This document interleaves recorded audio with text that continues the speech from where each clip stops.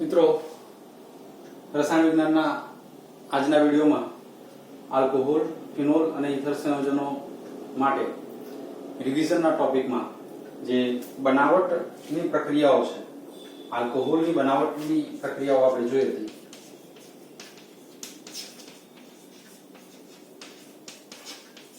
તો એના વિશેની માહિતી આપણે સમજીશું. અને આલ્કોહોલની બનાવટ કહેશો તો જે પ્રક્રિયાઓ આપણે ઓલરેડી સમજ્યા છીએ અને થોડું ઝડપથી રિવાઇઝ કરી લઈએ તો સૌથી પહેલું એ આપણે આલ્કીન સંયોજનોમાંથી બનાવીએ છીએ. આલ્કીનમાંથી અને આલ્કીન સંયોજનોમાંથી બનાવીએ ત્યારે એને આપણે બે રીત જોઈ હતી. એક એસિડ ઉદ્દીપકીય H+ ની હાજરીમાં જલીયકરણ અને બીજું હાઇડ્રોબોરેશન ઓક્સિડેશન. જ્યારે એસિડ ઉદ્દીપકીય જલીયકરણની પ્રક્રિયા કરી ત્યારે માર્કોનિકોના પ્રમાણે નિપજ મળેલી, માર્કોનિકો નિયમ પ્રમાણે નિપજ મળી હતી.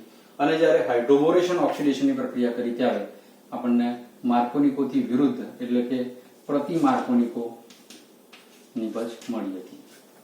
તો આ આલ્કીનમાંથી આલ્કોહોલની બનાવટની વાત કરી. સેકન્ડ રિએક્શન આપણે આલ્ડીહાઇડ એટલે કે કાર્બોનિલ સંયોજનોમાંથી, આ કાર્બોનિલ સંયોજનો કહેશો તો આલ્ડીહાઇડ, કીટોન, કાર્બોક્સિલિક એસિડ અને એસ્ટર, આ ચાર જાતના સંયોજનોમાંથી આપણે એને બનાવેલું.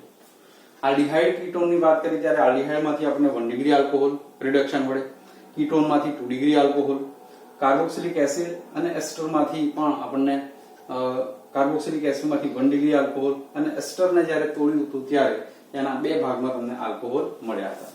તો આ કાર્બોનિલ સંયોજનમાંથી બનાવ્યું. અને ત્રીજું ક્રિગ્નાર્ડનો પ્રક્રિયક વાપર્યો હતો.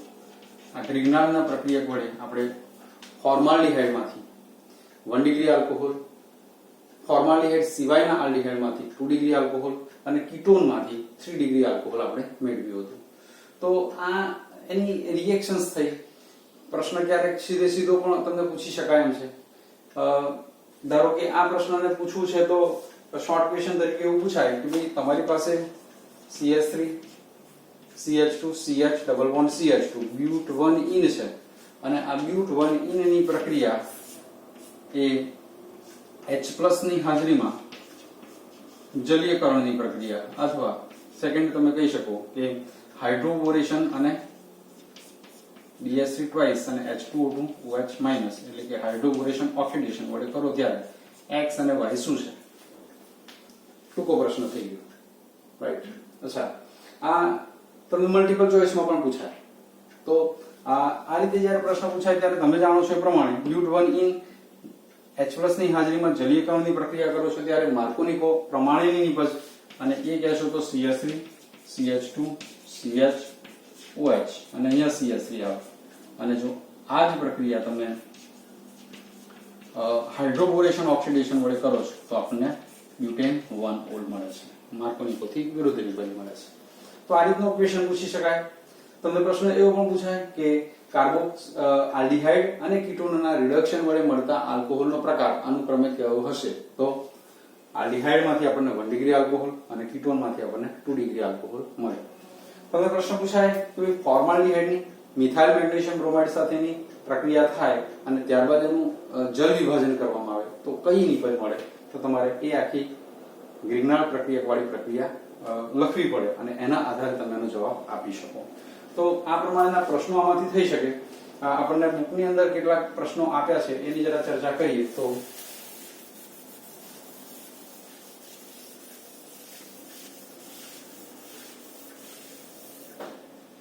પ્રશ્નોમાં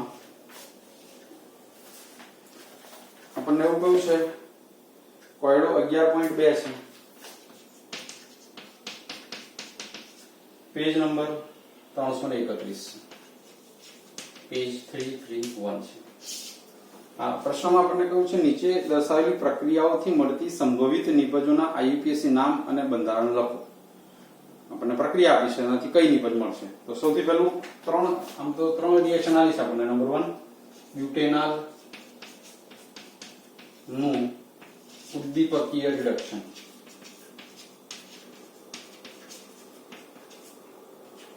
સેકન્ડ રિએક્શન છે મંદ H2SO4 ની હાજરીમાં પ્રોપીનનું જલીયકરણ અને ત્રીજી પ્રક્રિયા આપી છે આપણને પ્રોપેનોનની મિથાઇલ મેગ્નેશિયમ બ્રોમાઇડ સાથેની પ્રક્રિયા ત્યારબાદ જલ વિભાજન.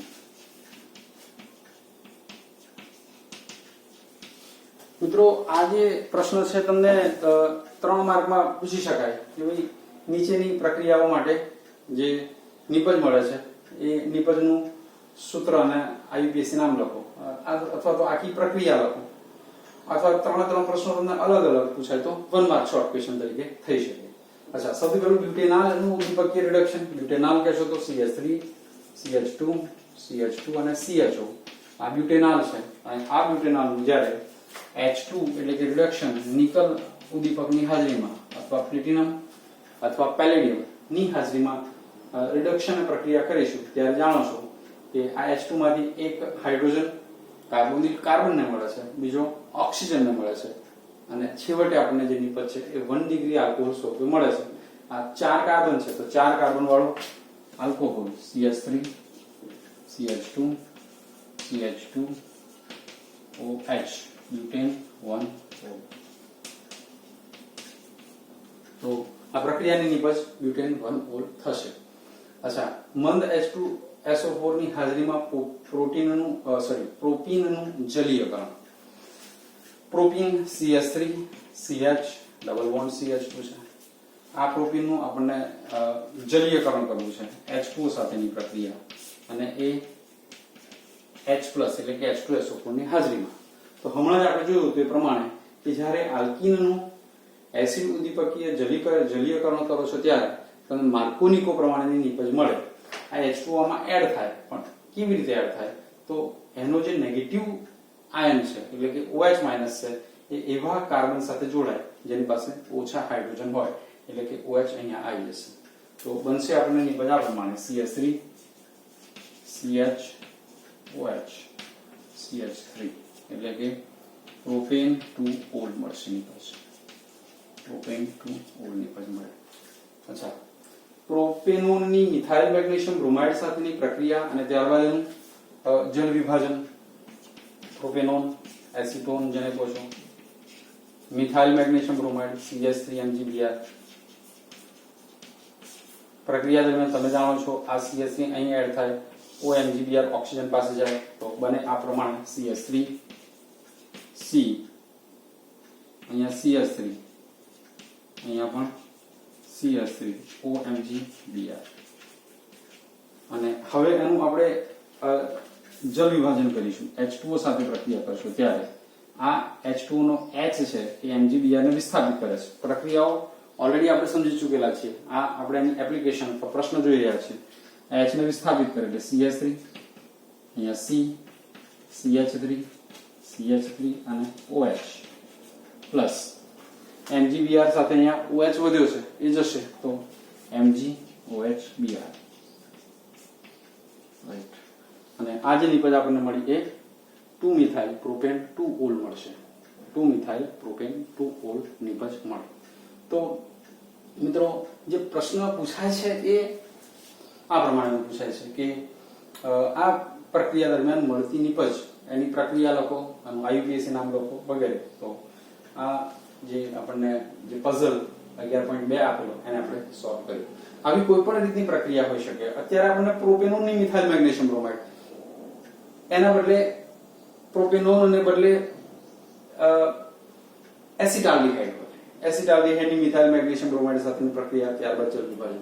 ફોર્માલ્ડિહાઇડની પ્રક્રિયા.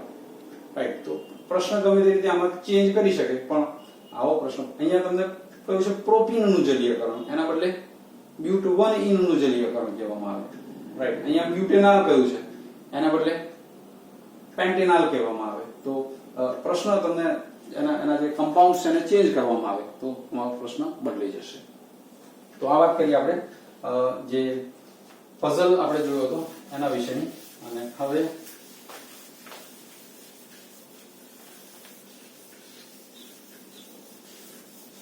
આપણે જે ઇલેક્ટ્રોનીય બંધારણ જોયું આલ્કોહોલ, ફિનોલ અને ઈથર માટે, અને એ આલ્કોહોલ, ફિનોલ, ઈથરના ઇલેક્ટ્રોનીય બંધારણમાં જે બંધ ખૂણો છે એ બંધ ખૂણો પણ અગત્યના પ્રશ્ન તરીકે પૂછી શકાય. એમાં આલ્કોહોલ કહીએ તો મિથેનોલ, ફિનોલ અને ડાયમિથાઇલ ઈથર. આલ્કોહોલમાં જે બંધ ખૂણો એ 108.9 ડિગ્રી હતો. આલ્કોહોલનો બંધ ખૂણો છે 108.9 ડિગ્રી.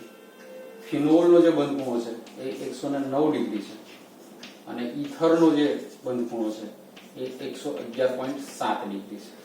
તો આ બંધ ખૂણો પણ તમને શોર્ટ ક્વેશ્ચન તરીકે પૂછી શકાય. પ્રશ્નો એક્સરસાઇઝમાં પણ આપણને આપ્યા છે, એમાંથી જરા જોઈએ. અગાઉ આપણે નામકરણની વાત કરી હતી. તમને સંયોજન આપ્યું છે અને એનું આઈયુપીએસી નામ પૂછવામાં આવે. સામે તમને પ્રશ્ન એવો પણ થઈ શકે, આઈયુપીએસી નામ આપ્યું છે અને સંયોજનનું બંધારણ લખવાનું કહેવામાં આવે. માનો કે 2 મિથાઇલ બ્યુટેન 2 ઓલ. તો આનું સૂત્ર લખવાનું કહેવામાં આવે તો સ્વાભાવિક રીતે બ્યુટેન 2 ઓલ છે ને, એટલે 4 કાર્બન છે આપણી પાસે. અચ્છા, એમાં 2 નંબર ઉપર ઓલ છે OH, અને 2 નંબર ઉપર મિથાઇલ છે, રાઈટ. બાકીના તમે હાઇડ્રોજન મૂકી દો, CH3, અહીંયા CH2, આની 4 સંયોજકતા પૂરી થઈ CH3. તો નામ પરથી સૂત્ર પણ તમે આ પ્રમાણે લખી શકો. અચ્છા, એક સંયોજન છે, ધારો કે એનું જોઈએ તો 2 ઇથોક્સી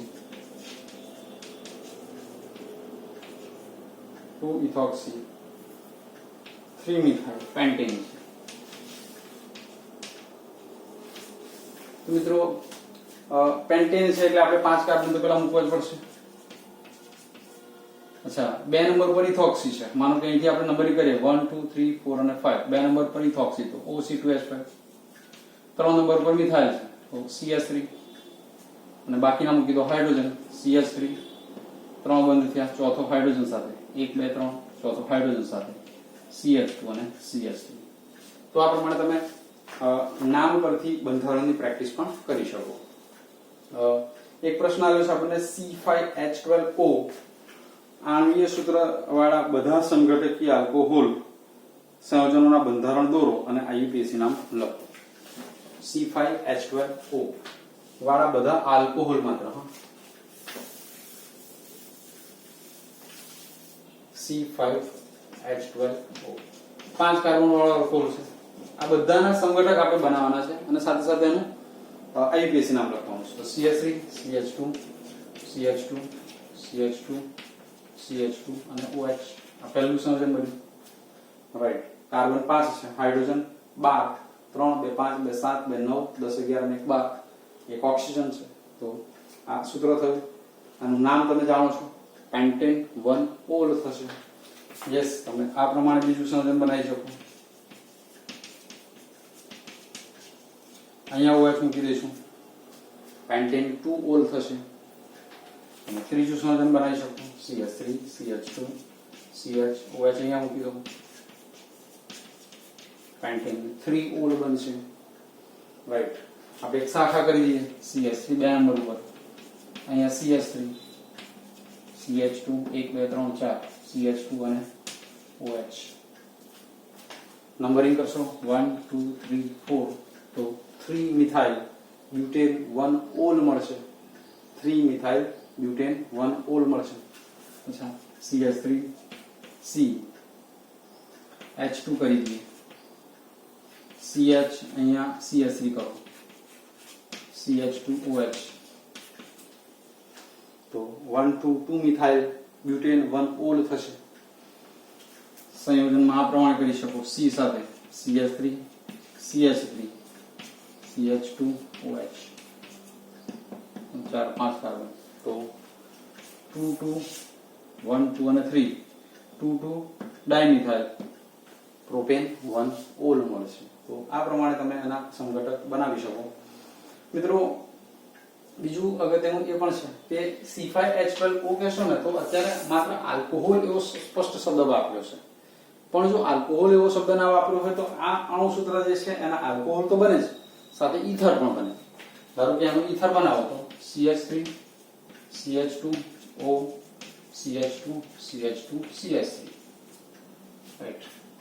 કાર્બન આ બાજુ 1 રાખો, સામે 4 રાખો, એવું પણ બની શકે. એના માટેનો પ્રયત્ન તમે કરશો. હા, આનું નામ જો તમે વિચારશો તો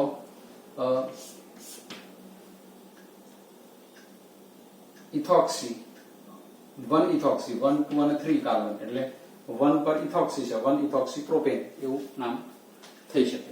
તો આના માટેના પ્રયત્ન કરજો કે ઇથર સંયોજનો કેટલા બની શકે અને એના IUPAC નામ પણ લખવાનું ટ્રાય કરશો. તો આ વાત થઈ.